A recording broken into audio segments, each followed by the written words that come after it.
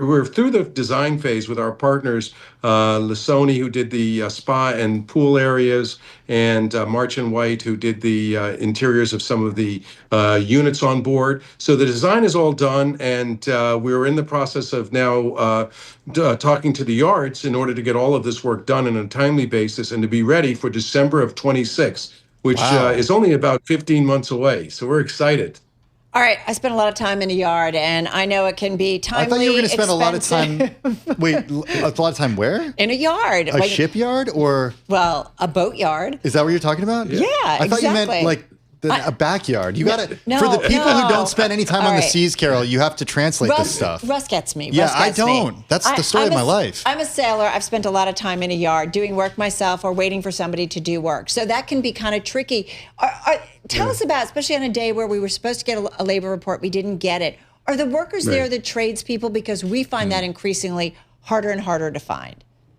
No, the tradespeople are available, and all of the yards today are busy. But there's a tremendous amount of talent. It's from Italy, from Germany, from all of Europe, and that's predominantly where the ships are done. And maybe one day it comes back to America, but currently that's where it is. And we're excited because we have the talent, we have everybody on board. We will deliver on the product. And by the way, that's just the first of 3 ships that we have planned. So the Insignia comes in December of 27, and our new build is coming in 32. So we're pretty excited about what we have lined up. And as you know, the Earth's surfaces are 71% water.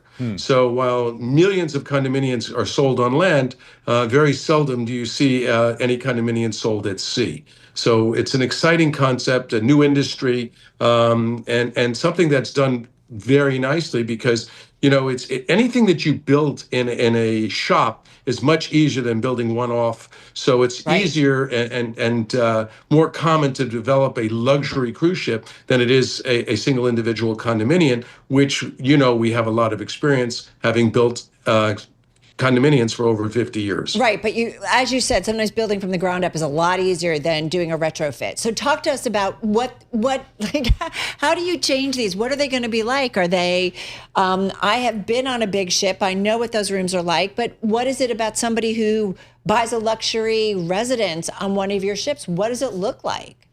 So I'll tell you, one of the things that we do is we combine cabins. So on the Navigator, for instance, there's only 189 suites, and they're true residents. So it's something magnificent that gives you the space. You own all of the space inside your cabin, and you share the common amenities outside of your cabin with your fellow 189 other unit owners. So you sort of have to think of it as 189 private yachts together on a 555-foot long ship.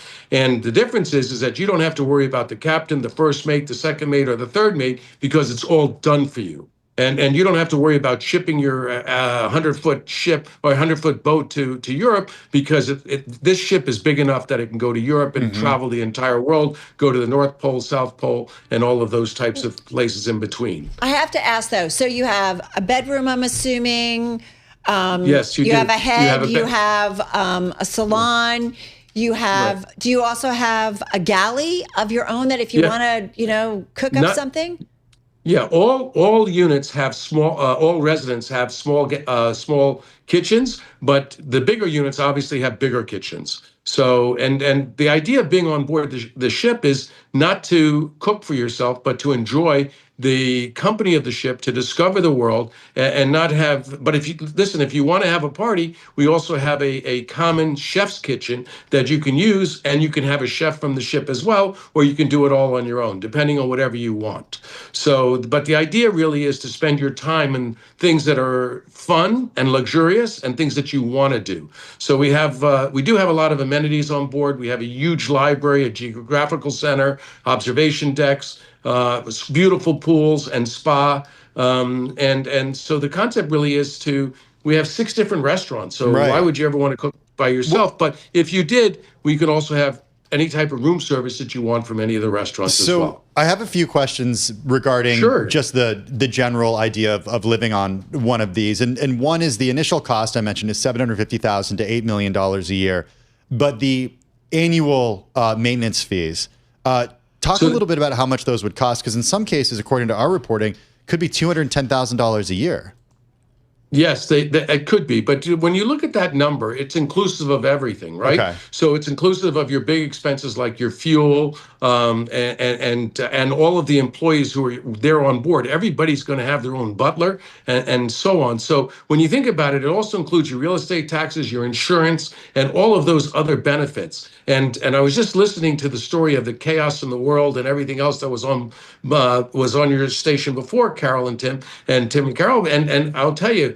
Just think about it. This is an opportunity to be at sea and not even worry about the world's problems. I mean, you really have your own community, and you're discovering the cultures and communities of everywhere else in the world. I like the way you think when you say Tim and Carol. Or Carol and Tim. Whatever you like. He's equal. I love it. It is. It's great. Very sweet. He loves everybody. I want to know a little bit about the demographic here, because I read about this and I look at it. It seems like it's for retirees. And one thing that we know as people do age is they do require health care. And I know that people think a lot about living in places that are close to abundant and quality health care. How do you get that on the ship?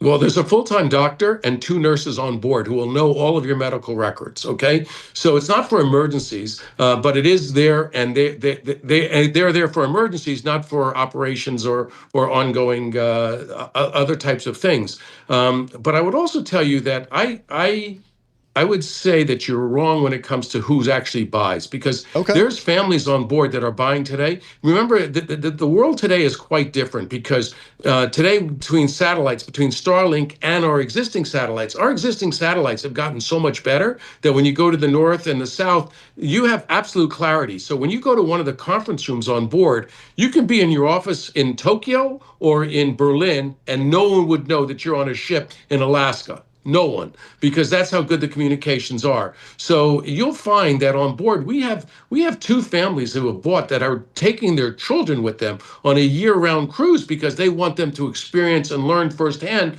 the world. And what's interesting is that because of COVID, the availability of materials for 3rd graders, 2nd graders, 1st graders, for all classes is so much more improved.